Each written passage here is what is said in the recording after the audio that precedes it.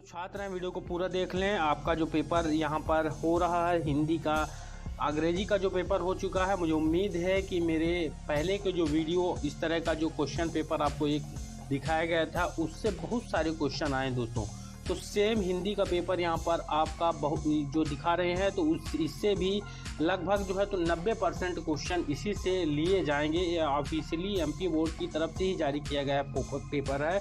तो यहाँ पर देख लीजिए, ये एमपी बोर्ड वाला जो पेपर है ये यहाँ पर आपको दिखाएंगे और इनको जो आपको स्टडी करना है तो ये सभी क्वेश्चन आप कर लेंगे, कोई भी क्वेश्चन इससे बाकी न रहे। तो आपके कुछ ही नंबर 80 में कमेंगे, बाकी तो ज़्यादातर इसी से आएंगे। तो हायर सेकेंडरी परीक्षा 22 का यहाँ पर 12वीं हिंदी वाले जो छात्र हैं वीडियो को प्राथमिकता से देखें। यहाँ पर ये तमाम निर्देश हैं और यहाँ पर ये देखिए, जैसा कि आपके पेपर पर रहेगा सही विकल्प चुनकर लिखना होता है। तो सही विकल्प में जैसे यहाँ पर देखिए, हिंदी में भक्तन सेवक धर्म में स्पर्धा करती थी, ठीक। तो यहाँ पर ये 4 विकल्प रहेंगे और इनमें से राइट आंसर आपको अपने क्वेश्चन बैंक से चूज कर लेना है या अपने दिग्दर्शिका से जिससे भी आप स्टडी करते हैं।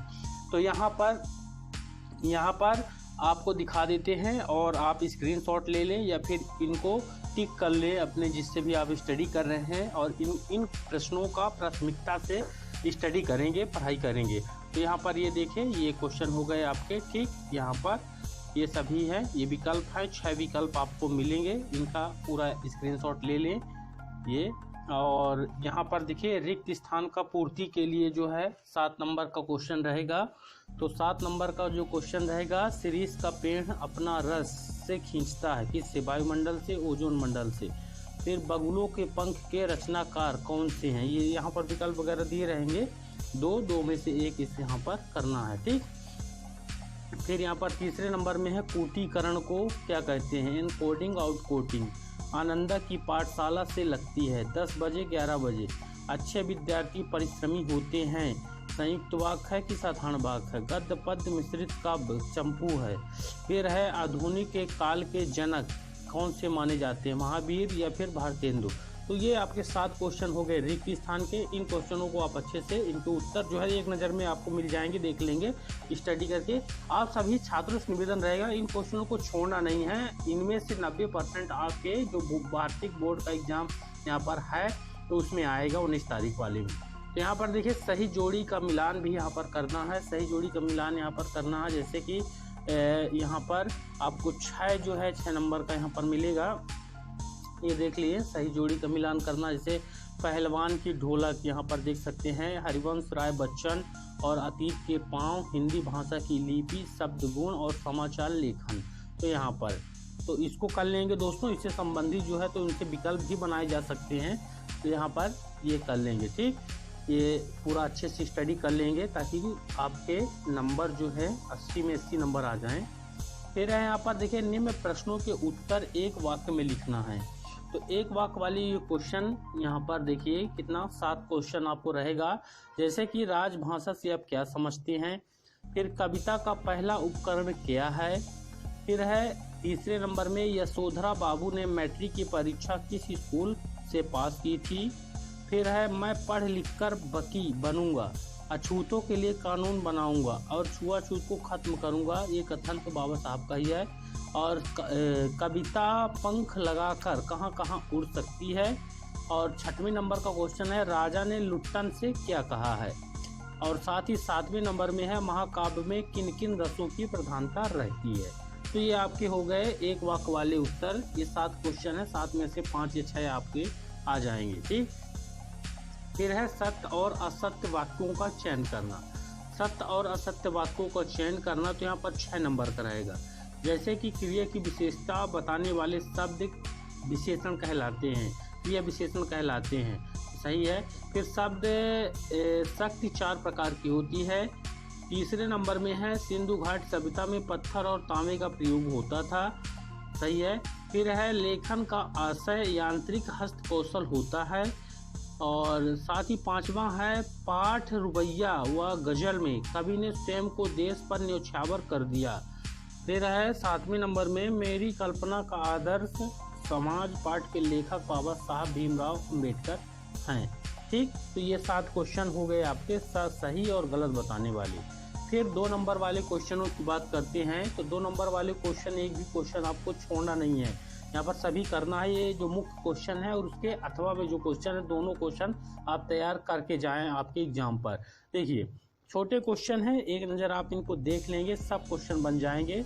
और पहला क्वेश्चन 6वें नंबर में है। 2 नंबर में, भक्तिन अपना वास्तविक नाम लोगों से क्यों छुपाती थी, इसके अथवा में है परचेजिंग पाव से क्या अभिप्राय है, या परिभाषा लिखनी है, या फिर क्या समझते हैं। फिर है प्रश्न नंबर 7, बच्चे किस बात की आशा में नीड़ों से झांक रहे होंगे। फिर रचना के संदर्भ में अंधड़ और बीज क्या है। फिर है सवैया छंद की परिभाषा उदाहरण सहित लिखना है। फिर भ्रांतमान अलंकार की परिभाषा उदाहरण सहित लिखना है। फिर 9 नंबर में है कि निम्नलिखित मुहावरों का अर्थ सहित वाक्य में प्रयोग करना है। ठीक है ना। तो अपना उल्लू सीधा करना, ये पहला हो गया। दूसरा है खाक छानना, अपना उल्लू सीधा करना यानी अपना काम निकालना। ठीक, इसको प्रयोग कर देना है कि किसी भी तरह से आप स्टडी कर लेंगे। फिर खाक छानना यानी यहाँ पर भागते रहना, घूमते रहना फालतू, यहाँ पर ये इस तरह से प्रयोग करना है। फिर यहाँ पर अथवा में है कि निम्नलिखित वाक्यों को शुद्ध करना। जैसे शोक है कि तुम घायल हो गए, ठीक है ना, शोक है कि तुम घायल हो गए, इसको इधर उधर करके शुद्ध कर देना है। फिर घर में चाय केवल नाम मात्र को बची है, ठीक है ना। तो यहाँ पर होना चाहिए उसे कि घर में चाय घर में चाय नाम मात्र की बची है। इस तरह से यहाँ पर ये राइट आंसर होगा इसका। ठीक। फिर 10वें नंबर में है कहानी व उपन्यास में 2 अंतर। तो 2 की जगह आप 3 पढ़िए, 4 पढ़िए, 5 पढ़िए, बड़ा में आ सकता है। फिर नाटक और एकांकी में अंतर लिखना है 2 ठो, यहाँ पर इसको पढ़ के जाइए। फिर है संचारी भाव किसे कहते हैं, 4 संचारी भाव का नाम लिखना है। फिर व्यंजना शब्द शक्ति की परिभाषा उत्तर सहित लिखना है। फिर जूझ कहानी के आधार पर बताना है कि लेखक की माँ ने पाठशाला जाने में क्या सहायता की है, ये इसके बारे में आपको करना है। फिर मोहनजोदड़ो के घरों की 2 विशेषता लिखना है। फीचर लेखन से क्या आशय है। फिर बिंब क्या है, कविता में बिंब का क्या अर्थ है।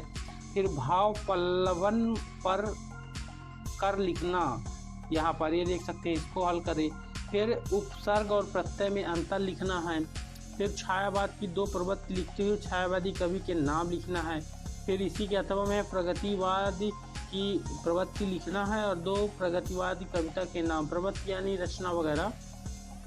फिर लेखक में है यहाँ पर फणीश्वर रेणु और हजारी प्रसाद द्विवेदी का यहाँ पर रचना और शैली लिखना है। और यहाँ पर कवि में है कुंवर नारायण रघुवीर सहाय की काव्यगत विशेषता, रचना और कला, भाव पक्ष और कला पक्ष, ठीक है ना। फिर है आधुनिक भारत, इस पर एक अनुच्छेद लिखना है। फिर जनसंख्या समस्या, इस पर अथवा में कर सकते हैं डॉक्टर नागरिक का संवाद। फिर ये अपठित गद्यांश है, गद्यांश दोस्तों चेंज भी हो सकते हैं या फिर यही वाला आ सकता है, इसका ध्यान रखिएगा, आपको इससे आइडिया मिल रहा है। ठीक।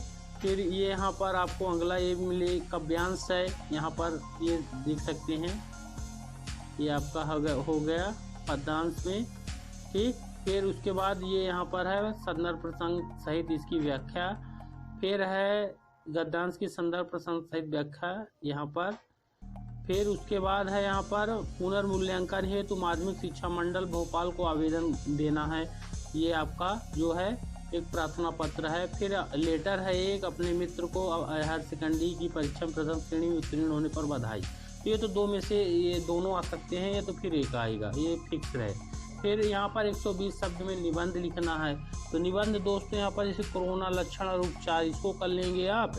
और आपका जो विज्ञान वाला इसमें नहीं दिया हुआ है तो उसको कर लेंगे। साथ ही इनमें से जो आपको उचित लगी, मेरे हिसाब से तो कोरोना वाला कर लीजिएगा और कंप्यूटर की आवश्यकता कर लीजिएगा। ये 2 में से एक का आना फिक्स है।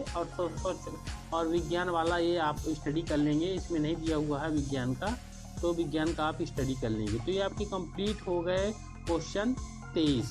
ठीक। तो ये 23 में से आपके मुझे उम्मीद है कि आपके 20 क्वेश्चन इसी से आएंगे दोस्तों। तो इनको अच्छे से तैयार कर लेंगे और दोनों क्वेश्चन तैयार करेंगे, मुख्य क्वेश्चन और उसके अथवा में जो क्वेश्चन है। अगले वीडियो पर मिलेंगे। धन्यवाद।